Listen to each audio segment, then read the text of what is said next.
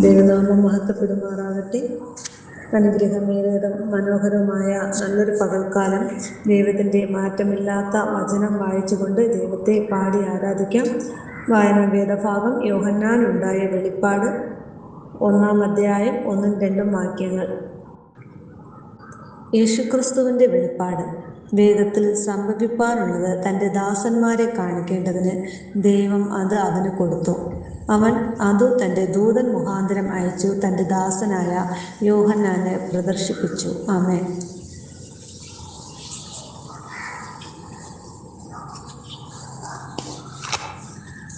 ദൈവം തന്നതല്ലാതൊന്നും ഇല്ല എൻ്റെ ജീവിതത്തിൽ. ദൈവത്തിൻ്റെ സ്നേഹം പോലെ മറ്റൊന്നില്ല പാരിടത്തിൽ. ഇന്നോളം ദൈവമെന്നെ കാത്തതോർത്തു പോകുവിൽ. എത്ര കാലം ജീവിച്ചെന്നാലും നന്ദിയേകിത്തീരുമോ? ദൈവം തന്നതല്ലാതൊന്നും ഇല്ല എൻ്റെ ജീവിതത്തിൽ. ദൈവത്തിൻ്റെ സ്നേഹം പോലെ മറ്റൊന്നില്ല പാരിടത്തിൽ.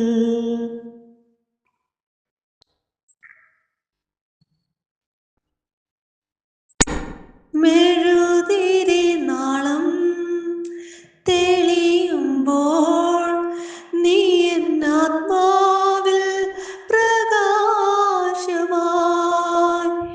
ഇരുളലമൂടും ഹൃദയത്തിൽ നിന്റെ തിരുവചനം ദീപ്തിയായി. കാൽവരിക്കുന്നിൻ മനസ്സിൽ കാണും നിന്നു ഞാൻ. ക്രൂശിതന്റെ സ്നേഹരൂപം ഓർത്തു പാടും ഞാൻ. ഓ എൻ്റെ ദൈവമേ, പ്രാണന്റെ ഗീതമേ, നിന്നിൽ മറയട്ടെ ഞാൻ. ദൈവം തന്നതല്ലാതൊന്നും ഇല്ല എൻ്റെ ജീവിതത്തിൽ. ദൈവത്തിൻ്റെ സ്നേഹം പോലെ മറ്റൊന്നില്ല പാരിടത്തിൽ. ഇന്നോളം ദൈവമെന്നെ കാത്തതോർത്തു പോകുവിൽ. എത്ര കാലം ജീവിച്ചെന്നാലും നന്ദിയേകിത്തീരുമോ?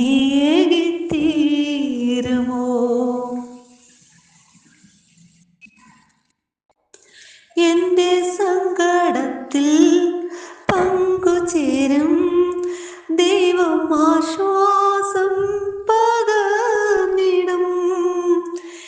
എന്നിൽ സന്തോഷത്തിൽ വേളയേകും. എങ്ങും എന്നും നന്മയേകിടും.